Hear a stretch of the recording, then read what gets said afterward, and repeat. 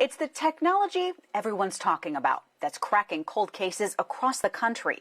And the man many say who invented this new investigative technique is from right here in Green Bay. The FBI has turned down every request for an interview with him until now.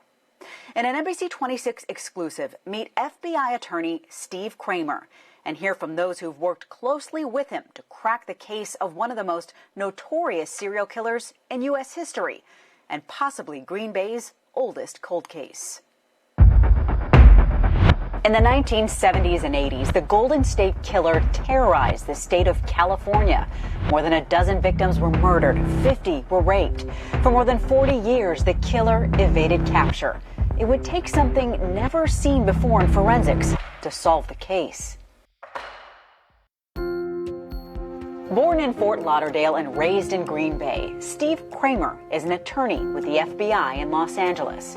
I've been embedded with agents, working side by side with them for the last 22 years. So most agents think I'm an agent. For investigators, current DNA technology wasn't doing enough to solve violent crimes. Every case has a new twist on it. You think you've seen it all, and then you see something new. This has pretty much been eliminated. Former cold case investigator Paul Holes says he and Kramer wanted to advance justice through DNA technology. He was like, Paul, I believe in the DNA. I believe in this genealogy. How can I help?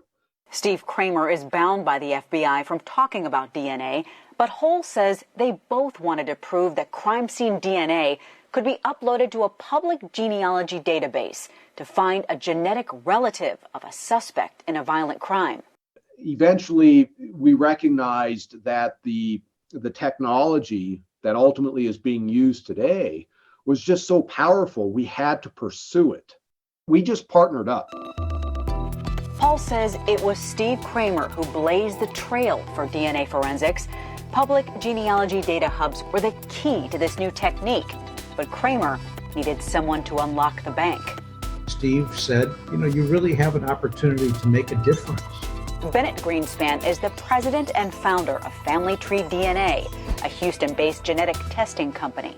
He called me and told me that he had a horrendous case, dozens of murders and rapes that they think came from the same person. And he said, I think I can get some of that DNA. If we get that DNA, will you run it?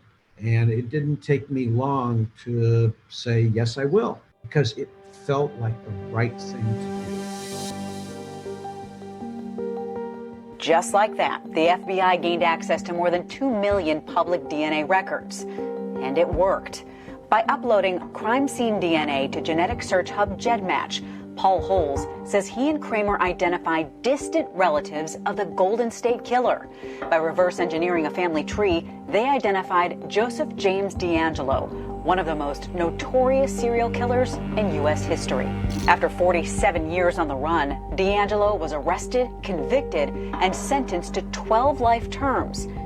And forensic genetic genealogy was born. The reality is that without Steve Kramer, I'm not sure Golden State Killer case would have ever been solved. For now, the FBI won't speak publicly about forensic genetic genealogy, but according to Green Bay detective David Graff, the same technique Steve Kramer's colleagues credit him with inventing is what led to an arrest in the Green Bay cold case of Lisa Holstead, a single mother who was murdered back in 1986. He provided the blueprint to assist in my investigation to help me develop the leads that I needed to potentially identify a person. Time is 4:50 p.m. The killer's DNA found on Lisa's body was enough to use the new forensic tool to bring her killer to justice. A lead generator is what it is. Forensic genetic genealogy led investigators to 65-year-old Lou Griffin. Griffin was arrested for the crime and now awaits trial. Kramer and his team at that federal level are the preeminent cold case genealogy crew that's out there. And obviously in Lisa's case, they had an impact, and they're having an impact across the nation. Despite his pioneering career, Steve says his humble roots keep him grounded. One of the unique things about growing up in Green Bay is, certainly when I grew up there, is that we could all be very independent. But I went back just 2 years ago. I took 2 of my daughters with me. I had to show them a Packer game. Despite the countless cases that remain unsolved, Steve says his motivation is about finding justice. I think that was the biggest thing, is like you're actually making a difference, not just in your life, but in somebody else's life. So that, for me, it was kind of the motivation to stay in law enforcement. But those close to Kramer say they want the world to know exactly who's responsible for the next generation of forensics. It's groundbreaking.